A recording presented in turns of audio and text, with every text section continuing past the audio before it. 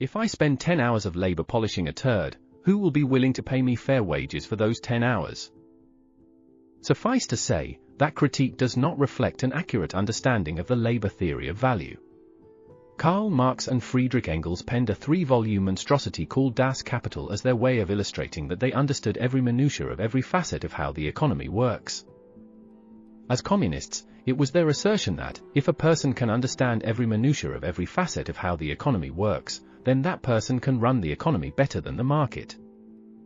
While the basic definition of the LTV is that the relative values of commodities are based on the relative amounts of human labor that are used in their production, over the course of a 3-volume monstrosity, Marx and Engels introduce a few key concepts to improve on that definition. First, Marx clarified very early on that mere labor is not the basis of value, but socially necessary labor. Implicit in this concept is the idea that, through a complex set of economic scales and measures, the communist economy planner can determine both how worthwhile a commodity is for all of society and how much labor it ought to take to produce it. Second, Marx very famously introduced the idea of surplus value, the difference between the cost capitalists pay for raw materials and labor, and the price they are able to charge for the commodity. The problem with capitalism, as Marx conceived, is that the rich and powerful capitalists exert their arbitrary and undeserved power to extract that surplus value from the laborers who produce the commodity. Marx's critique of political economy missed something simple and fundamental in his conception of surplus value. Surplus value has another side to the coin, a yin to its yang. Chaos. The second law of thermodynamics states that, in a closed system, the net level of organization can only decrease.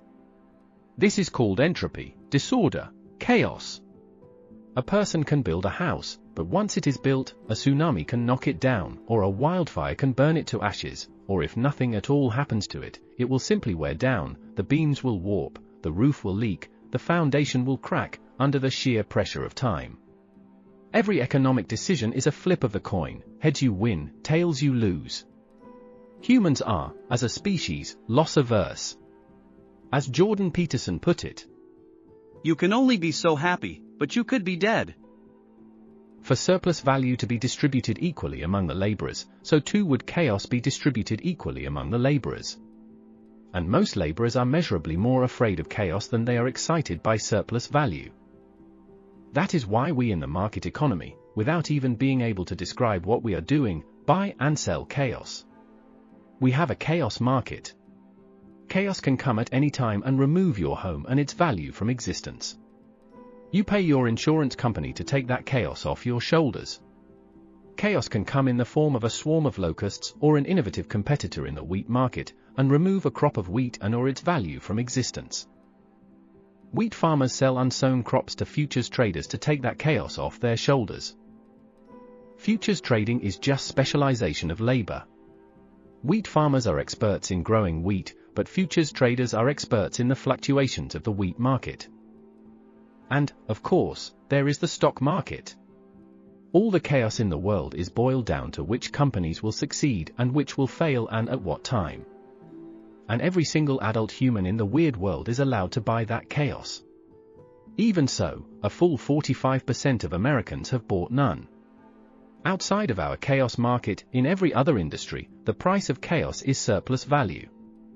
Whoever owns the chaos gets the surplus value.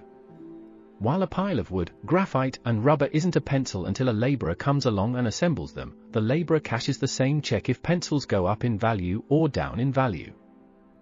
The capitalist owns the chaos, so the capitalist's check goes up or down with the value of pencils. Walmart introduced a program of paying part of even the most lowly associates' wages in company stock. Some early Walmart cashiers retired as millionaires. Enron did the same thing. Some of their employees retired penniless. Chaos and surplus are inextricable.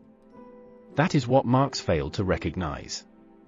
Markets are capable of grasping the complex realities of the world implicitly even if not a single person operating in the market can articulate them explicitly. That is why markets outperform central planning over the medium and long term, every time, without exception. But at the end of the day, the foundational idea of the LTV according to Marx is not that value is directly proportional to the labor used in production, but that without labor, nothing is worth anything.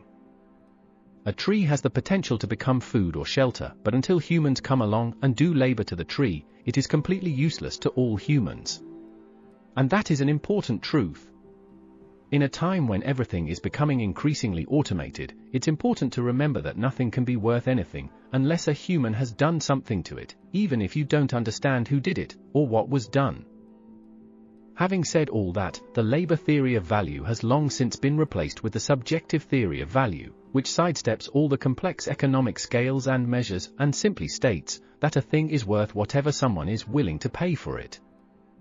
Because that is the only rule that always applies in every single economic exchange that has ever taken place. Thank you for spending some time with a man with no shoes. Please like and subscribe if you got anything out of it, leave a comment if you have any thoughts worth sharing, and join me next week for my argument that capitalism is socialism.